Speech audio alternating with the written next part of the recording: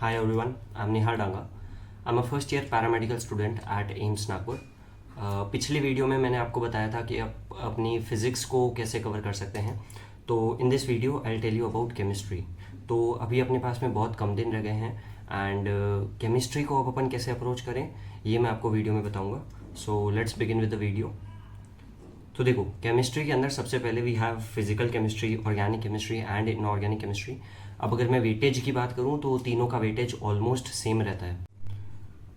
तो let's move to physical chemistry. तो physical chemistry के अंदर देखो इजी क्वेश्चंस ही आएंगे and to the point questions आएंगे। मतलब आप फॉर्मूला लगाओगे, क्वेश्चन हो जाएंगे। जैसे आपने फिजिक्स करी थी वैसे ही आपको फिजिकल केमिस्ट्री करनी है, उसी तरह से करनी होती है फिजिकल केमिस्ट्री को जैसे आपने फिजिक्स करी है। अब इसके अंदर चैप्टर्स हैं जैसे mole concept, atomic structure, chemical equilibrium, redox और केमिकल काइनेटिक्स। ये सारे बहुत ही इजी चैप्टर्स के अंदर आते हैं, तो ये आप बहुत ही आसानी से कर सकते हो।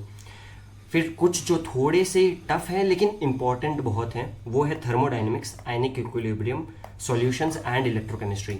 अब ये चैप्टर्स बहुत ज़्यादा इंपॉर्टेंट है तो आप इनको स्किप तो नहीं कर सकते, ठीक है। तो जैसे सॉल्यूशंस चैप्टर है वो ऑलमोस्ट मोल कॉन्सेप्ट से रिलेटेड भी है और एक कुछ एक्स्ट्रा कॉन्सेप्ट है वो आप अच्छे से कर लो उसका।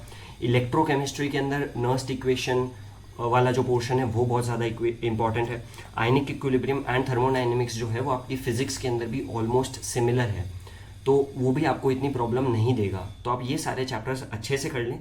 अगर आपसे फिजिकल केमिस्ट्री के अंदर नहीं हो रहे हैं क्वेश्चंस या फिर सॉल्व नहीं हो रहे हैं तो आप ट्राई करें कि अगर वो फॉर्मूला बेस्ड क्वेश्चन है तो आप फॉर्मूला लगा के उसको ट्राई करें, हो जाएगी। फिजिकल केमिस्ट्री काफ़ी ईजी आती है।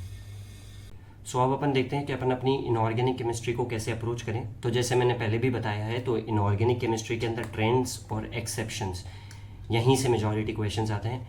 ट्रेंड्स और एक्सेप्शंस आप अगर कर लोगे तो आपके इनऑर्गेनिक ऑलमोस्ट कंप्लीट हो जाएगी। इसके अंदर इंपॉर्टेंट चैप्टर्स है periodic table, chemical bonding, coordination, compound. अब ये बहुत ज़्यादा इंपॉर्टेंट है। अभी तक अगर आपने पी ब्लॉक और डीएनएफ ब्लॉक नहीं किया है तो आप अभी उसको अवॉइड करें, या फिर अगर आपके पास में उसके शॉर्ट नोट्स हैं तो वो करें, क्योंकि ये बहुत ही लेंदी चैप्टर्स हैं। इनके अंदर आपको बहुत टाइम इन्वेस्ट करना पड़ता है ना, अभी इतना टाइम आपके पास में नहीं है। तो आप मेनली अभी इनऑर्गेनिक के अंदर ट्रेंड्स एंड एक्सेप्शंस के ऊपर रिलाई करें और कोऑर्डिनेशन कंपाउंड्स वाला जो चैप्टर है वो अच्छे से करें। उसके अंदर आइसोमेरिज्म वाला जो पोर्शन है वो भी बहुत ज़्यादा इंपॉर्टेंट है, वो भी पूरा अच्छे से आप करें। अब अपन देखते हैं कि अपन ऑर्गेनिक केमिस्ट्री को कैसे अप्रोच करें। तो ऑर्गेनिक केमिस्ट्री के अंदर देखो IUPAC, isomerism and name reactions. अब मैंने हर वीडियो के अंदर इतना एम्फेसाइज किया है नेम रिएक्शंस के ऊपर, बिकॉज नेम रिएक्शन से ही मेजॉरिटी ऑर्गेनिक आपकी कवर हो जाती है। तो नेम रिएक्शंस आप स्किप ना करें। ऑर्गेनिक के हर चैप्टर के अंदर कुछ ना कुछ नेम रिएक्शंस है और आपको करनी है वो। तो नेम रिएक्शंस अगर आप करके जाएंगे तो आपकी majority of organic chemistry complete हो जाएगी।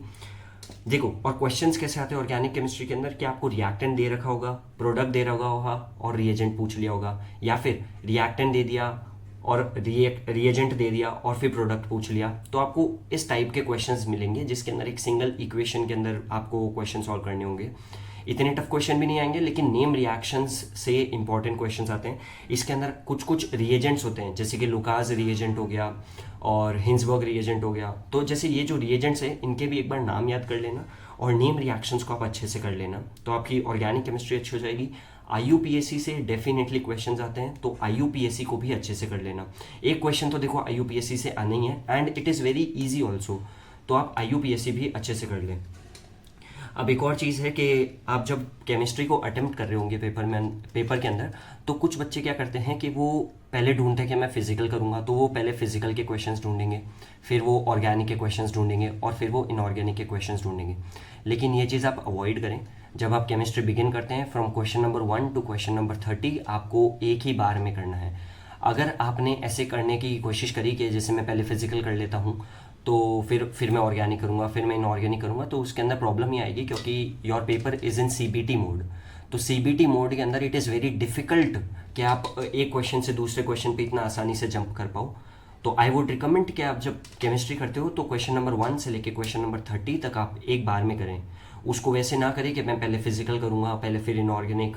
This is a wrong approach. आप डायरेक्टली उसको सॉल्व करें, आपका टाइम सही रहेगा। और अगर आपने अलग अलग सेगमेंट्स में करा तो आपके टाइम के अंदर प्रॉब्लम आ सकती है, which can lead to a disaster in your paper, ठीक है। So thank you so much. यही था इस वीडियो में। This was all about chemistry. Physics का वीडियो मैं ऑलरेडी बना चुका हूँ। मैंने देखा है कि केमिस्ट्री के अंदर भी आपको प्रॉब्लम आ रही है, इस वजह से I have made this video. And do like, share and comment and subscribe. और अगर आपको कोई भी प्रॉब्लम है या फिर आपको अपकमिंग वीडियो में क्या चाहिए, तो do let me know that in the comments. I definitely will try to make a video on that. And आपको कोई भी इश्यूज़ आ रहे हैं तो अभी रिमेनिंग जो 2-3 दिन हैं आप उसमें मेरे को पूछ लें। I am always there for you. All the best for your exam. Thank you so much for watching. Bye.